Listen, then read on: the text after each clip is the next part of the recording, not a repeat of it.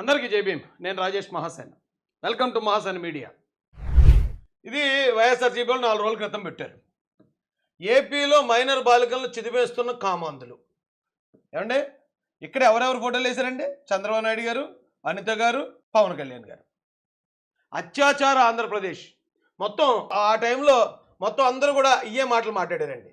అత్యాచారాలు జరిగిపోతున్నాయి, ఇమీడియట్గా అడ్డుకోవాలి, ఇక్కడ ఆడవాళ్ళకి మహిళలకి ఇది లేదు అది లేదు, చిన్నపిల్లల్ని చంపేసిన పట్టించుకోరు, రక్షణ కరువైందంటే ఏపీలో మహిళలకి. నువ్వు బాగానే ఉన్నావు కదా తల్లి. ఈవిడొచ్చి విశాఖపట్నంలో ఎమ్మెల్సీ గారు ప్రెస్ మీటు, ఈవిడ కూడా రేపుల గురించే. ఇక కూటమి ప్రభుత్వంలో మహిళలకు రక్షణ లేదు, రోజు రోజుకి దాడులు, హత్యలు, ఎంత డ్యాన్స్ వేశారండి.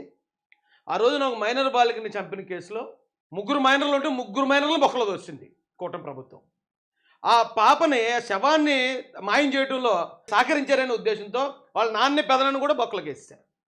ఇమ్మీడియట్ జస్టిస్ ఇక్కడ. దాంతోపాటు ఇంకా సంబంధం ఉందని కొంతమందిని ఎంక్వైరీ చేశారు.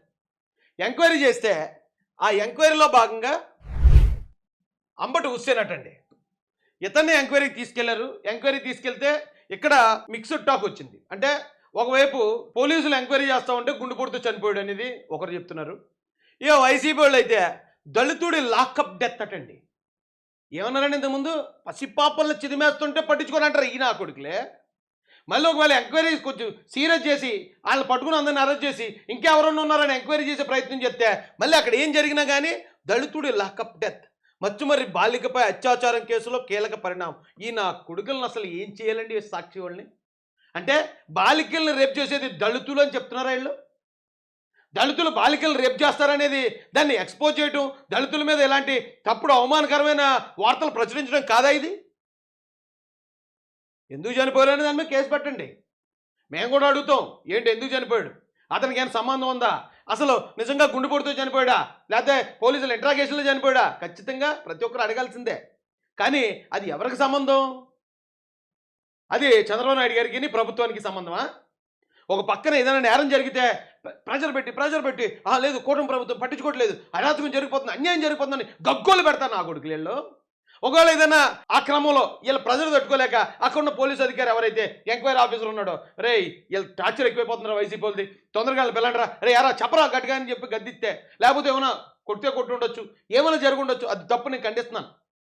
పోలీసులు వాళ్ళ ద్వారా కనుక ఇతను చనిపోయి ఉంటే కనుక ఖచ్చితంగా దానికి కారణమైన పోలీసులను కూడా బొక్కలేసేయాలి. అందులో ఏమి సెకండ్ థాట్ లేదు. కానీ ఆ పోలీసులు ఇలా ఇక్కడ దాకా చేయడానికి కారణం ఎవరు? ఈ బ్యాబ్ కదా, వీళ్ళు చేసే తప్పుడు ప్రచారాలు కదా, ఇంకా చర్యలు తీసుకోవట్లేదు, ఇంకా ఎవరు పట్టించుకోవట్లేదు, అయిపోయి రేపులు జరిగిపోతున్నాయి, గోల చేసి పోలీసుల మీద ప్రెజర్ పెంచేది ఎవరు? ఆ ప్రెజర్ పెరిగితే ఇలాంటివి వస్తుంది రిజల్ట్. మళ్ళీ దళితుడు లాకప్ డెత్ అటండి. అనుమానితులు ఇచ్చిన సమాచారంతో పోలీసుల అదుపులో 6 విచారణలో 4 ప్రమేయం లేదని తేలడంతో విడుదల. విచారిస్తున్నారు, ప్రాపర్గానే జరుగుతుంది. మిగిలిన వారిని చిత్రహింసలకు గురి చేసిన పోలీసులు. దెబ్బలు తాళలేక దళిత వ్యక్తి మృత్యువాత.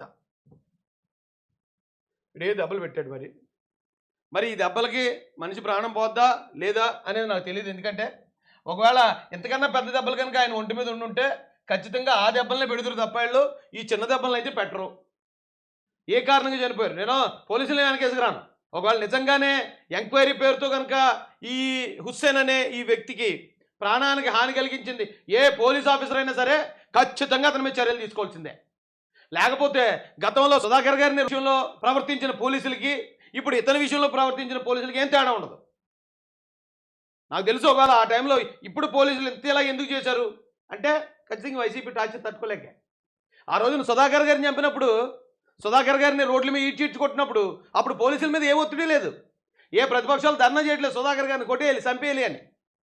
అయినా కూడా ఈ వైసీపీ ప్రోద్బలంతో అప్పుడు పోలీసులు దోలక్ చేశారు. వాళ్ళు ఏమండి ఈ మాటలు ఎందుకు వస్తున్నాయంటే ఆ కోపంలో వచ్చేస్తున్నాయి ఆటోమేటిక్గా.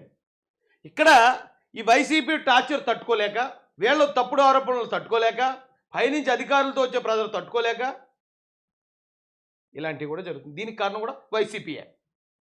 మళ్ళీ అదే వైసీపీ పేజీలో దళితుడు వచ్చా, ఒకవేళ ఇది ఎంక్వైరీ చేయకపోతే బాలిక మీద అన్యాయం జరిగింది పట్టించుకోవట్లేదు, మళ్ళీ వాళ్ళే అది కూడా అది వాళ్ళే ఇది వీళ్ళే.